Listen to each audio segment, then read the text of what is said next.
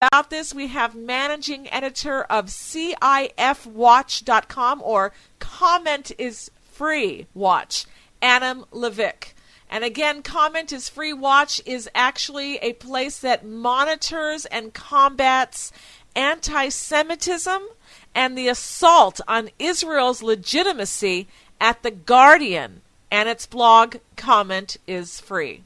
And just a quick note here, we're speaking with Adam Levick while he's in a Tel Aviv cafe, and we apologize for any background noise. Shalom, Adam Levick. Hi, great to be on the air. So what can you tell us now? You are the managing editor of CIF Watch, as I said, and you are monitoring what the press, especially in The Guardian, is saying. But my question to you is, there are so many different publications and channels and media out there that are pretty anti-Semitic. We've heard a lot of anti-Israel rhetoric in places like the BBC, possibly NPR. And so why Davka, as we say in Hebrew, The Guardian? Okay, well, actually, you asked a very interesting question, because we recently launched a sister site called BBC Watch. So to answer your question, we do understand that anti-Semitism and the assault on Israel's legitimacy in the British media is especially bad, especially egregious. We've been around as CIF Watch monitoring The Guardian since 2009, because that, in our mind, is the home of some of the most outrageous examples of anti-Semitism. But we recently expanded a few months ago into monitoring the BBC, and we have a managing editor named Hadar Selat who does that. And we're also now an independent project of the Committee for Accuracy in Middle East Reporting in America, CAMERA. So we actually take on quite a bit of the media's inaccurate reporting about Israel and anti-Semitism now. Okay, very good to hear and very interesting. Now I understand better. So the latest project that you've taken on was the reporting of Area E1, which is where Benjamin Netanyahu said he will be approving building new homes for Jews between Jerusalem and Ma'ale Adumim. Tell us about that. Yeah, well, I mean, of course, the narrative advanced by The Guardian, which is consistently is anti-settlement and anti-settlers, and consistently just says the most outrageous things about people who live across the Green Line, the 1949 armistice lines, just saturated the coverage in the Israel section about Netanyahu's decision to construct Jewish homes in the area known as E1. But they didn't just cover it negatively. They didn't just argue against the construction. They repeated just falsehoods that are so easily disproven by looking at a map of Israel. Two of the falsehoods which they reported continually, and we're talking about 14 reports over the course of 4 days in The Guardian, they continually reported falsely that E1 would literally cut the West Bank in two, which, simply looking at a map is just simply geographically untrue. And in fact, the maps that were proposed in the year 2000 by Ehud Barak, and the map proposed for a peace plan by Ehud Olmert in 2008, which gave the Palestinians, which they rejected, a contiguous state, included the area known as Ma'ale Adumim on the Israeli side. So it's patently false that they reported that it cuts the West Bank in two, and they also reported falsely that it would cut off eastern Jerusalem from West Bank Palestinians, which, again, if you look at a map, is simply not true, that access to eastern Jerusalem to the West Bank is not cut off at all by the proposed construction. So, while The Guardian is free to be anti-Israel, there's a free press in the UK. They're not free as journalists to report falsities as truth. They're journalists, and they repeatedly reported false charges against Israel regarding E1 construction. So what's been the response? Have you published this, and have you published it on The Guardian itself as a talkback? Well, no, most of our work now is not done on the talkback section. Most of what we write now is above the line at our own blog, CIFwatch.com. So I published several posts pointing out the error. But more importantly, in addition to posting at our blog, we are in contact with the Guardian readers editor, their kind of public editor. And so we have an outstanding complaint, that we are willing to go to the PCC, which is the Press Complaints Commission in the UK, if we don't get a satisfactory response, complaining that they reported inaccurate information, and by their own standards, they have obligation to correct information that they report by the reporters that's inaccurate. So we have an outstanding complaint at the Guardian, and if we're not satisfied by what we get in response by the Guardian, then we're going to go to the PCC. Have they ever responded in kind where they've fixed their articles, their mistakes, their errors? Yeah, there's been several situations where for instance, there's a Guardian reporter by the name of Chris McGreal.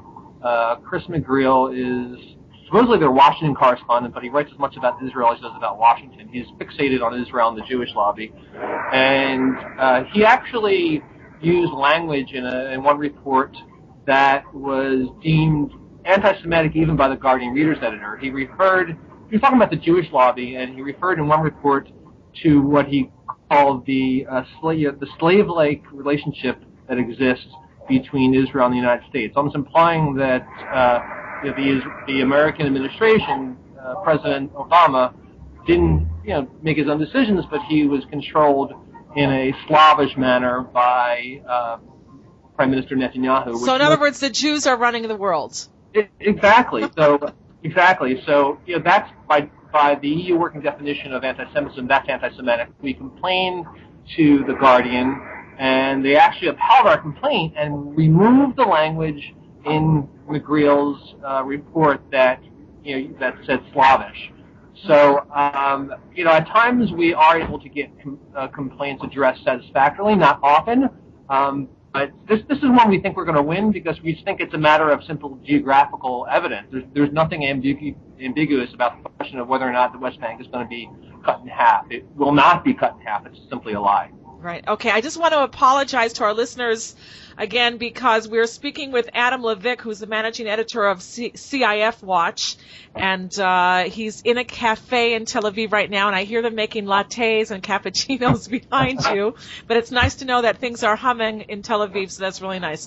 So, Adam, what can you tell us now? You wrote a very interesting article about how Israeli Arabs are really happy, and in fact they're being better educated in Israel.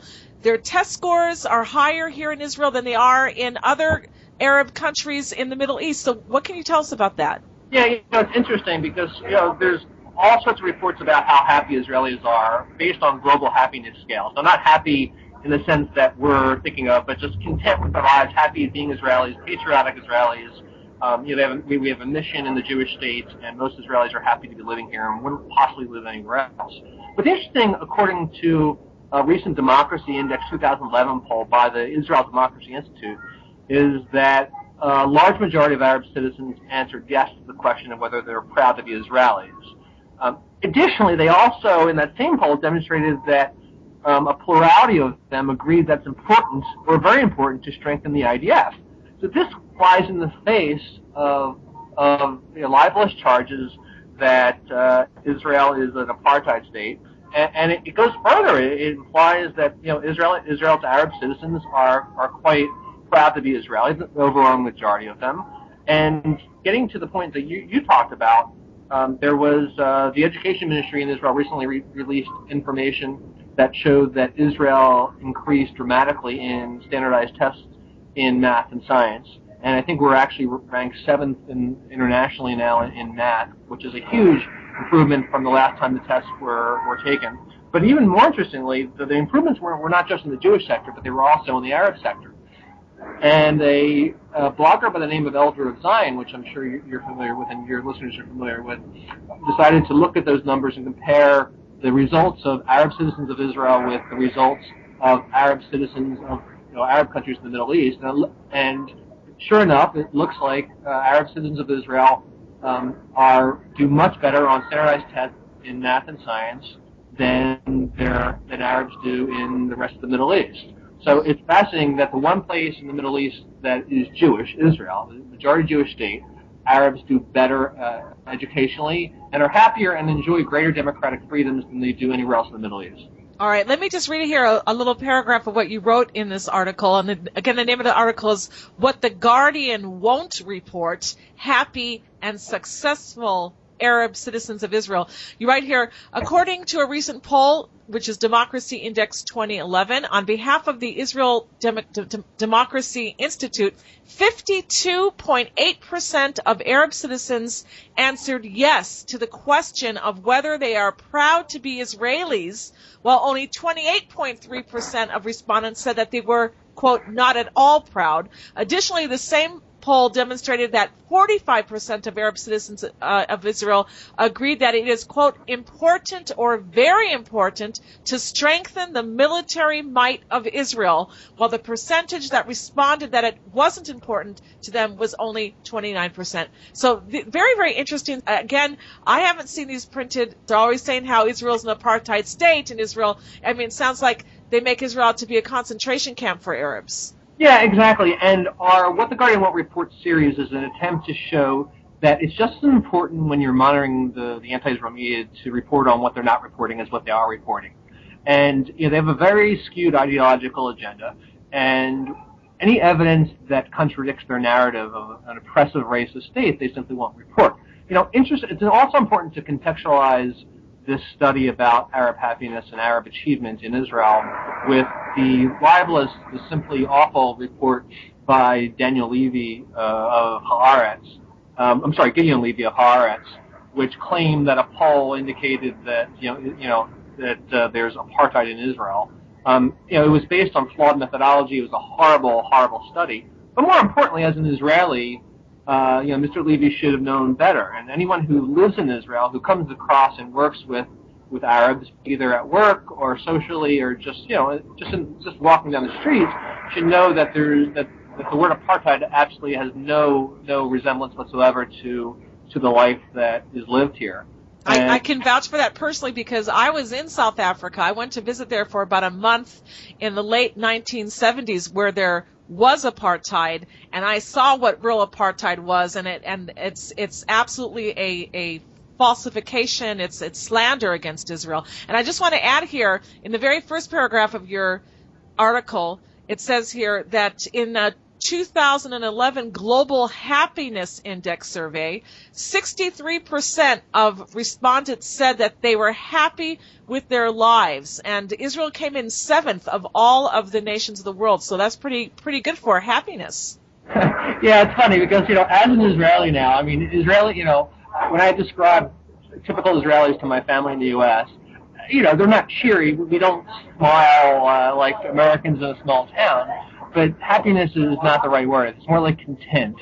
And I think when you're a citizen of Israel, especially when you're a citizen of Israel by choice, you have a specific mission. When you wake up in the morning, why you're here, why you're living here, why you're a citizen. And I think the mission of Jews, the mission of the Israelis, is so strong and is so important that I think we're happy in that sense. And citizens of other countries simply don't have that sense of mission, that sense of purpose. And to me, it makes perfect sense, and it's not at all counterintuitive in my sense. All right. Adam, I'd like you, if you can, to order me a virtual cafe latte over there. It's just making me really thirsty. All that noise back there. Listen, Adam, very quick, we have about 5 minutes left, or a little bit less even.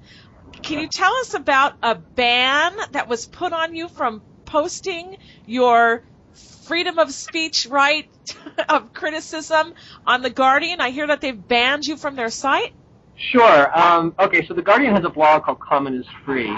Comment is Free has, opinion essays, and they allow talkbacks underneath, like most websites do. But SIFWatch basically began as a response to the anti-Semitism below the line. And so, one of the things we do at SIFWatch is we monitor the talkback section and make sure that the moderators remove anti-Semitic material, according to their own standards. So when I first began as managing editor of SIFWatch, I actually registered as a commenter using, which most people don't do, I use my own name. So I actually registered as Adam Levick, and under my profile, I put that I'm the managing editor of SIFWatch, from my real age, my real photo of myself. And to my shock, they actually allowed me to comment as Adam Levick. as the months and years went on, and as SIFWatch became more effective, and as we were effective at giving the Guardian and Common is Free the notoriety that they deserve for promoting anti-Semitic tropes and for delegitimizing Israel, I sensed that they began to be disenchanted with our relationship. And they put me in something called pre-moderation, which means that whenever I commented, the moderators had to pre-approve it before it appeared. More recently, a few weeks ago, I decided to comment underneath the thread, and I realized that my posting privileges, my commenting privileges, were suspended altogether. So someone in one of the Common is Free editors decided, or a committee decided, that I was going to be banned. So I'm essentially banned at Common is Free, which is just really interesting considering the fact that the Guardian fancies itself a liberal publication. They believe in freedom of speech. They believe in freedom of press. They are at pains to describe themselves as a liberal institution, and they're called Common is Free, and yet the one individual that comments from beneath the line who has some substantive critiques of their commentary gets banned, which to me just says it all, which talks about their hypocrisy more than anything else could. It really is something, because if you were using foul language, which you don't, if you were hitting below the belt, which you don't, you're just an honest critic. You're saying, wait a second, this is not correct, here's an error, and then they're banning you for that. That's what you're telling us, yes? Yeah, because as an institution, they're very resistant to change, and they're very they're not an institution that's very good at engaging in self-reflection or self-criticism. And I think they take it very personally when they're accused of engaging in anti-Semitism, and they take it very personally when they're accused of being viscerally hostile to Israel. And the fact that we over and over in our posts demonstrate that they have this malign obsession towards Israel and Jews, I think really aggravates them, because they see themselves as liberals. And liberals, by definition, reject the notion that they could be racist.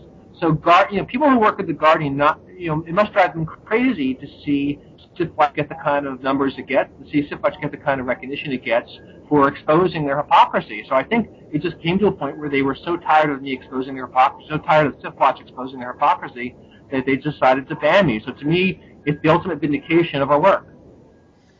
Absolutely. I would like to just remind all of our listeners to take a look at your article on CIFwatch.com. And the article is entitled, What the Guardian Won't Report, Happy and Successful Arab Citizens of Israel. Thank you so much, Adam Levick, for being with us. Thanks for having me on. Much appreciated. And enjoy that coffee there in Tel Aviv. Well. All right. Be well. Thanks so much. Bye. Okay, we have another 2 minutes or so until the end of the segment, so let's read out some of the latest news headlines here at IsraelNationalNews.com.